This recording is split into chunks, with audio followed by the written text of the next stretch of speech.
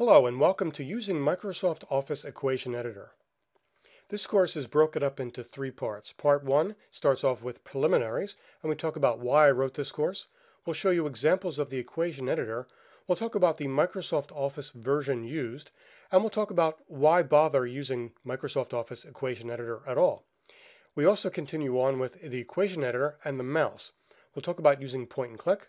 We'll talk about moving around within an equation editor object. We'll talk about copying and pasting within an equation editor object, and we'll talk a little bit about working with curly braces, parentheses, and so on. In part 2 of the course, we talk about equation editor and the keyboard. We'll talk about keyboard shortcuts, and we'll finally end with transforming pre-existing text formulas into equation editor objects. The final part, part 3, we'll talk about using equation editor with tables. We'll do a brief introduction to tables. We'll talk about using equation editor with tables. And finally, we'll end with how to create a long division with tables and the equation editor. First, let's start off with some preliminaries. So, why did I write this course? Well, I was helping my nephew out with algebra, and his algebra book I wasn't very happy with. So I took a look online, and I happened to find Elements of Algebra by Leonhard Euler, first published in 1765. So I decided to download the Kindle version of the book. Unfortunately, what I wound up getting was, well, this. Everything you see here that's garbage, well, those are supposed to be the mathematical formulas. So I took it upon myself to rewrite Elements of Algebra using Microsoft Word as well as the equation editor. If you take a look at this one particular part on the next slide, you'll see what it finally looked like when I was done using Microsoft Word along with the equation editor. I think you can probably agree that this looks much better than what you saw on the previous slide. For anybody interested, it's Elements of Algebra by Leonhard Euler, and there's the ISBN number. It's available in paperback as well as for Kindle. Let's show some examples of the equation editor. So here's an example of inline equations. That is, the equations you see there, 2x, y, and so on, are all within the sentence. Equation editor has this wonderful feature where it automatically adjusts the size of the equation based on where it's located. If it's within a sentence, it'll try to make itself look like it's part of the sentence. If it's outside on a separate line, then it'll make the equation look a little bit bigger. Here's another example. As you can see, there's fractional parts. You can use squares and so on and so forth. Another example using square roots, plus or minus sign. You can also use a lot of Greek symbols. You can also use primes and also prime squared, which is very nice. You can also create continued fractions, which is great. Finally, I'll show you in part 3 how to create this. This is a division of two polynomials using the equation editor. Unfortunately, the equation editor does not have a facility to do this. You would have to use tables along with the equation editor, and it's not so bad. Here's another example, much more complicated. And our final example is using curly braces. Now you take a look, the equation at the top uses very large parentheses. When the equation happens to be very large, it adjusts itself automatically, as well as the curly braces, which adjusts itself as well based on what's inside the curly braces. So it's a very nice feature. And this final example, very similar to the first example I showed you, is a series of sentences with several inline equations. Now, the reason I'm showing this to you again is if you take a look, there are a lot of equations occurring in this paragraph. Well, you would think, well, that's a lot of equation editor objects. Is Microsoft Word going to be able to handle all of these objects? Is Microsoft Word going to crash and leave me without my document? Well, I actually had the same thought. So I started off Elements of Algebra by using superscripts and just regular letters from the keyboard, as opposed to using the equation editor. But towards the middle of the book, the equations started to get much more hairy, and so I had no choice but to use Microsoft Office Equation Editor anyway. So what I did was, at the end of the book, I swung back around to the beginning of the book, and anything where I just used superscripts, I decided to replace them with the equation editor objects. So the book, which is well over 500 pages, has thousands of equation editor objects in it. Microsoft Word had no problems at all handling all of those objects. So the takeaway from this is if you're going to start a document using lots of equations, you might as well just start off at the get-go using the equation editor rather than trying to use superscripts and things like that. It's much easier to use once you get used to it.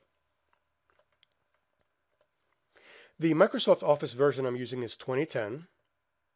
But be aware that Equation Editor is not limited to just Microsoft Word. You can actually use it within PowerPoint and within Excel. So why use Equation Editor? Now I can hear some of you say, well, but I don't need Equation Editor. I can use, superscripts, and I can use subscripts, and I can use, letters from the keyboard and minus sign and plus sign and all that stuff. Well, that's true. I mean, you could use superscripts using Control Shift plus sign, which is very easy to do, and subscript Control plus. That's great if you want to do it. But once you're used to using the Equation Editor, first off, you're not going to go back. And second off, it's very easy to use, it's very quick to use, and the results are absolutely gorgeous. For example, here is just a basic keyboard text formula, ax squared. That squared there you're saying is just a superscript, plus bx plus c equals 0.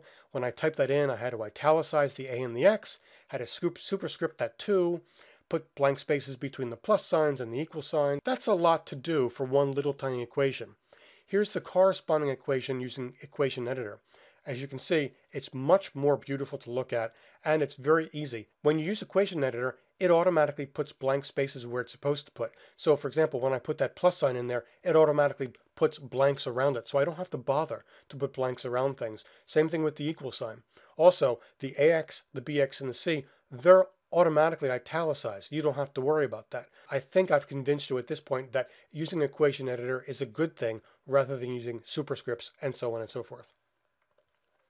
Now let's talk about how to use Equation Editor and the mouse. That is, we're going to be talking about how to use point and click. So in order to insert an Equation Editor object into Microsoft Word or what have you, you click the Insert tab, then click on the giant symbol for pi as you see on the screen. You'll notice that there's a down arrow. We'll talk about those options in a little bit. Next, the following object will appear on the screen. As you can see, there's this giant object. Again, there's another down arrow. We'll talk about that down arrow in a moment. And you see on the left-hand side, there's what I'm calling the Control tab, although I really haven't fixed on a particular name for it. You can use that to highlight things and delete the whole thing or move the entire object around. As you see in the center, type equation here. You can start typing your equation right there, obviously. But don't worry, the equation isn't going to be as gigantic as you see it. Once you type in your equation, it will resize itself based on where it's located, whether it's within a sentence or whether it's alone on a separate line. For example, here we have ax plus by plus cz equals 0, and I just basically typed in the letters from the keyboard. Again, very simple to do. I don't have to worry about the blanks between the pluses and the equal sign. It's just very easy to use. So let's insert an Equation Editor object into Microsoft Word. Let's move our cursor up to the Insert tab, move over to the Equation button, click on the pi symbol, and boom, there's your Equation Editor object right there. And by using the keyboard alone, ax plus by plus cz equals 0. It's just that simple.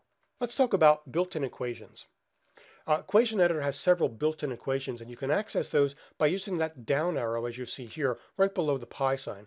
As you see, you have several different built-in equations, for example, area of a circle, binomial theorem, expansion of sum, and so on and so forth. Moving down, you'll see there's quadratic formula, there's the Taylor expansion, there's infamous trig identity 1 and infamous trig identity 2. So in order to get those equations to appear, all you have to do is click on any one of those equations, and boom, they will appear in your document.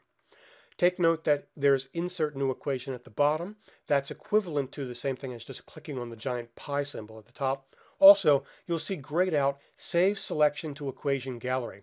If you have a formula you do want to save to this built-in equations gallery, you can actually save your equation, and we'll talk about that in just a moment. Let's now talk about Equation Editor Object's down arrow itself. So as you saw before, and you see right here on your screen, there's a down arrow right to the very far right of the equation itself. As you see, there are several options, and we're going to go over some of those options. First, save as new equation. Well, this allows you, obviously, to save your equation in the built-in area, as we just talked about. Once you click on Save as New Equation, the Create New Building Block dialog box will appear. You usually just fill in the name. Here I filled in General Second Degree Equation, and then you move on to just filling in the description. As you see, I've put in, this is a general second degree equation with constants a, b, and c. Then you click on OK. When you move back into built-in equations, you'll see general second degree equation, as well as the equation ax squared plus bx plus c equals 0. And if you hover your mouse over the equation, you'll see the tooltip general second degree equation, as well as the description. Continuing on, There's the professional option, and this is the option that's what you will most likely use, is just to display the equation as you see up on the top of your screen. Just beautiful looking equation, which is really what you want.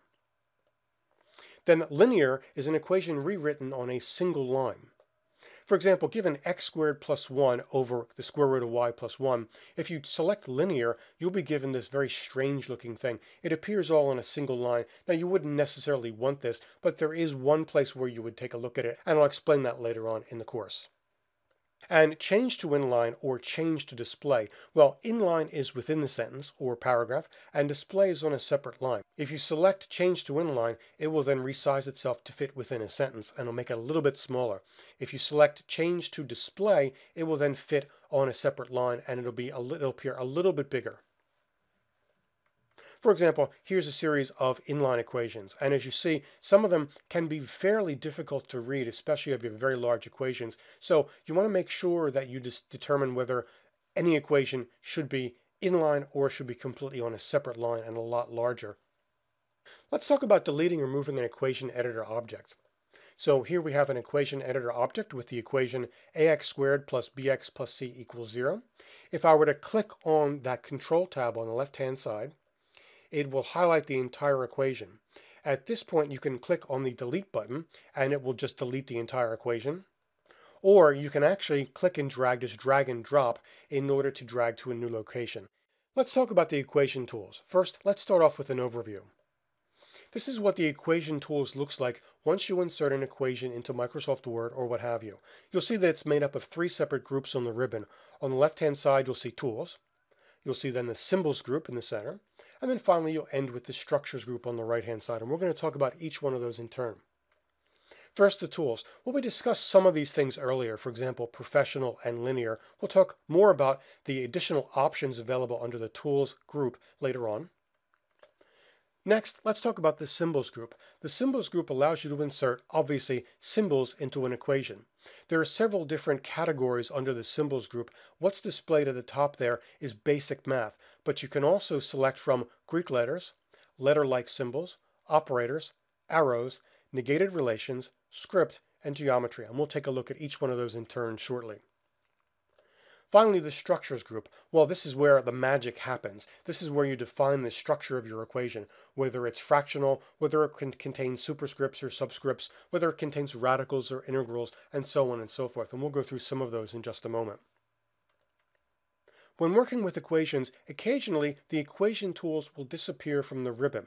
What you'll have to do is click on the equation tools tab in order to get it back. This occurs when you move from an equation into a sentence with just plain old words, and the equation tools will disappear, bring you to, say, home or what have you. In order to get back to the equation tools, you click within an equation, and then you can then click on the equation tools at the top of the ribbon. Let's talk about the symbols group. As we've discussed earlier, the symbols group initially displays symbols related to basic math. As you can see, there's the plus and minus symbol, the infinity, equal sign, not equals, and so on and so forth. As I've mentioned, there are several additional categories. If you were to click on the gray bar next to basic math, you'll see that you will have a pop-up box which allows you to select what you'd like to see. Greek letters, letter-like symbols, and so on and so forth. So let's select Greek letters. And as you see, the Greek letters show up. As you see, there's lowercase Greek letters, and then there's the uppercase Greek letters. Next, the letter-like symbols, where you can see there's a variety of letter-like symbols. For example, the for all symbol, the symbol for complex numbers, symbol for real numbers, symbol for integers, and so on and so forth. Next is the operators, which contains some common binary operators, for example, the plus and minus symbol, so on and so forth. Common relational operators, equals, not equals, and so on and so forth. Basic n-ary operators, for example, the summation symbol, the integral symbol, and so on and so forth. Remember, these are just symbols, so if you're going to create an integral equation, you don't want to use these from the symbol, you want to go back to the structures. We'll talk about that in just a moment. Continuing on, we have advanced binary operators, as well as advanced relational operators. We have also a variety of different arrows you can choose from. Negated relations like not equals, not less than, not greater than, and so on and so forth. We have several geometry related symbols, right angle, and so on and so forth. Finally, we wind up with a variety of different scripts. For example, scripts of letters A, B, C, and so on, the German letters, and double struct letters, some of which we've seen already before. Okay, let's talk about the structures group. And again, this is where the magic happens. The structures group allows you to define your equation. If you were to click on the fraction button, you'll see that there are several different fractions you can choose from. Fractions that are just up and down, some slightly on the side, and apparently a fraction which is died. And then of course you have a smaller fraction on the far right hand corner. And as you see, the equation editor has several different common fractions available to you. Not that you would necessarily use any of those on a daily basis, but they're available for you to use. And let's take a look at the radical. You see there's square root. There's a square root where you can insert your own root number, whether that's 2, 3, 4, and so on and so forth. Then you have your basic square root where the 2 is actually there. And then you have the cube root where the 3 is actually there, and so on and so forth. One thing you should notice about all of these, as well as everything on the structures group, is that there's these tiny dotted boxes, these perforated boxes, let's say. It's within these little dotted boxes where you will actually enter your equation. So for example, the fraction on the left-hand side, you'll see there's a dotted box as the numerator and a dotted box as the denominator. You would then click on the dotted box when it appears for the numerator in order to fill in the numerator. Then you would move on to the dotted box in the denominator in order to fill in your equation for the denominator, and so on and so forth. The same thing with the radicals. For the square root of something, you would click on that dotted box and you would fill in what's inside the radical. All right, let's do a couple of examples. Example number 1, let's do a simple formula. For example, let's try to type in, using Equation Editor in Microsoft Word, this particular very familiar equation. Now, I've actually entered in the steps here, but that's quite boring. So we'll go into Microsoft Word and we'll actually enter in the equations as you would normally do it. Okay, let's use Equation Editor Object for our first example. Here we see a reference at the top of the screen. So let's start from the very beginning. Click on the Insert button, click on the equation symbol, and there you go. Now for the x equals, all you have to do is type in x equals from the keyboard. It's just that simple. In order to do the remaining part of the equation, you have to consider that it's actually a fraction. There's a giant numerator and a little tiny baby denominator. So let's click on fraction, and let's click on the up and down fraction, stacked fraction. Let's move our cursor to the first dotted box, the one on the top, and you'll notice there's a minus b, so let's type in minus b. Then we want to click on the plus and minus symbol. Well, the plus and minus symbol appears here in the symbols. Let's click on that. There we go. And the next structure is basically a square root of something. So let's go to radical. Let's click on square root. Let's click on that dotted box. And let's now do b squared. Well, what do we do? Well, we have to have something squared. So let's use the script. Go to the script. And we're going to type in something to the something. And we're going to click on the center there, center dotted box. Put a b in there. Click on the power. We're going to put in a 2. We're going to move our cursor to the right a little bit and type in minus 4ac. And then now the denominator, and just very simple, 2a. And that's it. That's all there is to it. Let's move on to example number 2, a much more complex example. Here's what the equation looks like. And of course, similar to the previous example, I have several suggestions on how to actually fill it in. I think you get the point by now, so let's go into Microsoft Word and actually enter in this equation. Okay, let's do a more complex example. At the top of the screen, you'll notice that we have the reference equation. So let's take a look at the reference equation. You'll notice that it's basically, in structure, it's fraction minus fraction equals fraction minus fraction equals something in parentheses times something else in parentheses. So let's fill in those structures to begin with. So first off, insert an equation editor object. There you go. And it's fraction minus sign, fraction equals fraction minus another fraction equals something in parentheses. Here's our parens. Multiplication symbol is up here in the symbols group. And then something else in parentheses. There we go. So let's start to fill in. So now we have x squared. So it's basically something to the second power. So script. Here we go. Well, here's x squared right here, so we can cheat. There you go. Then z squared. In this case, we can also do the x squared. We can come back in. We can actually highlight the x and pop in a z. That's simple. Let's move over to the next dotted box. That's y squared. So let's do y squared. Here we have y to the second power. And then we can type in z squared, or we can come over here and actually cheat and highlight, take note of the highlighting. I'm going to do Control C. I'm going to move over to the next dotted box in the denominator, and there we go. Okay, that fills in the first part. Equal sign, and now we have something squared. So let's move up to script. We have something squared. The denominator is something squared as well, so let's actually do that. Something squared. Okay, and the same thing for after the minus sign is something squared and something squared, so let's do that as well. Something squared. And of course, you can always just copy and paste, but let's just do it like this, something squared. So let's fill in what's in this first dotted box. Well, that's p squared minus 1 quantity squared. Well, we're going to need a left paren, okay? You fill in something squared, so let's do something squared. Put in a p here. Here's a square here. I'll move my cursor to the right a little bit, put in a plus symbol, a 1, and a right paren. Okay, just that simple. Now, we can just copy and paste this to the denominator and change the plus to a minus, but let's actually do it again. So we're going to do left paren. Well, we might as well put in the right paren. Why not? Move the cursor back over. We're going to do something squared. Here we go. P squared. I'm going to move my cursor over once to the right, minus 1. Just that simple. Now, instead of going and retyping the q squared minus 1 quantity squared divided by q squared minus 1 quantity squared, although we do have the fraction right here, let's actually copy that whole first section. Let's come over and let's actually highlight this. I'm going to delete that guy, and I'm going to Control V. And now all I have to do is change these p's to a q. Notice that I'm clicking there. Oops, just to the left. So let's move it to the right. Q. And there we go. P squared plus 1 quantity squared over p squared minus 1 quantity squared minus q squared plus 1 quantity squared over q squared minus 1 quantity squared. Okay, we're good to go. Now the next thing we want to do is, well, in our first paren, we have fraction plus fraction. So let's do that. Fraction plus sign, and again, another fraction. And so let's fill this in again. Although in this case, we could actually just copy the p squared plus 1. I'm going to come over here, highlight. I'm going to pop in p squared plus 1, Control V. I'm going to actually do the same thing with the minus 1. Okay, copy, paste. And now I have to do the same thing for the q's. Again, look at this subtle highlighting here. Be very careful. I'm going to do the q squared minus 1. There we go.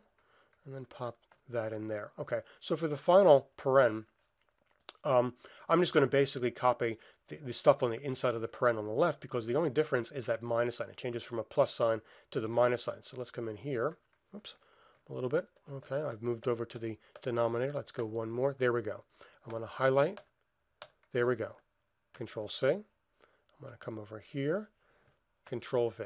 Good. The only thing I have to change is that plus sign to the minus sign. And boom, you're done. Okay, let's talk about moving within an equation editor object. So here we have an equation editor object, and you'll see at the very right-hand side after the 0, you'll see my cursor.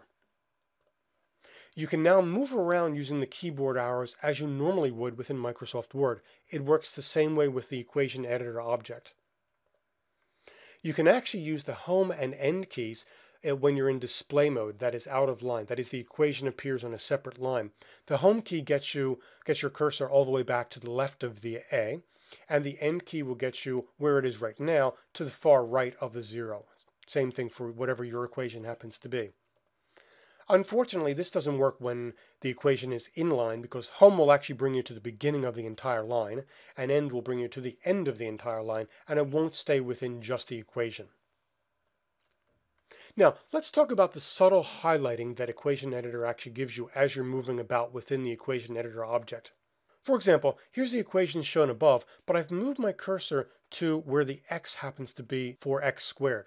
As you see, the x is actually highlighted. So what does that mean? Why is the x highlighted?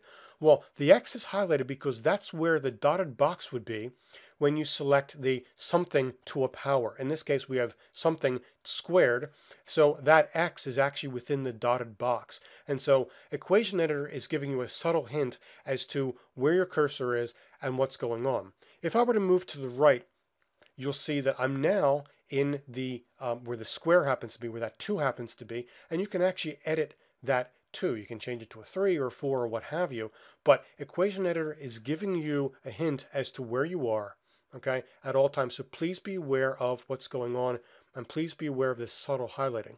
So for example, if you take a look, I have an equation which is very similar to the equation at the top of the screen, but notice that both a and x are highlighted. Well, what does that mean? Well, that means that the a was actually entered in the dotted box along with the x. So what I did was I kind of made a bit of a mistake. I actually typed the a within the dotted box next to the x. Now, visually, there's absolutely no difference. It's just ax squared. Okay, so you're probably wondering, well, why are you talking about this? What's the problem? There's no problem here.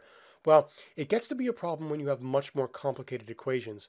So if you have much more complicated equations and you see the highlighting there, make sure you put only what you want in the dotted box to appear. So for example, that a should not appear in the dotted box.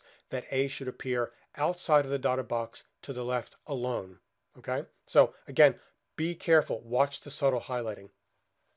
Let's talk about copying and pasting with equation editor objects. So here we have an equation editor object that's already highlighted. So as we've seen, using the control pustule, you can delete an object. Well, how do you do that? Well, you click on the control pustule once and it highlights the entire equation, and you click the delete button and boom, your equation goes away. But you can also use copy and paste, or control C and control V for an entire equation editor object. You can also copy and paste a portion of an equation editor object. For example, I could highlight bx plus c equals 0. I could copy that with Control C. I can move to a completely separate area of the Microsoft Word document, hit Control V, and boom, bx plus c equals 0 as an equation editor object appears. You can also paste a portion into a pre-existing equation editor object. So for example, I could actually copy just plus bx. I could move my cursor all the way to the right of the 0 and do Control V and get my plus bx to have 0 plus bx, and so on and so forth. You get the general idea, but it's very nice. You're able to copy portions of the equation and pop it wherever you want to, whether it's alone or whether it's within an equation editor object. Let's talk a little bit about working with curly braces, parentheses, and so on. So you can insert additional items by hitting the Enter key. So what do I mean by that? Well, here I've inserted an equation editor object which just contains curly braces. As you see, there's the dotted box all ready for you to type in your equation. Well, if I decided I wanted to have 2 dotted boxes, then I could just hit the Enter key, and boom, I wind up getting 2 dotted boxes. And this way you can actually enter in 2 different equations at the top or at the bottom. And if I hit the Enter key again, I have 3 rows, which is very nice. And the same thing works with parentheses. No difference. Now, take a look at the parentheses on the equation on the left. You'll note that the parentheses are the correct size based on the equation within the parentheses. If you take a look at the equation on the right, the parentheses on the outside have resized themselves in terms of height to match the equation on the inside. And this, again, is very nice. This is automatic. Equation editor will resize the parentheses and curly braces and brackets, what have you, based on the equations on the inside, which is very nice.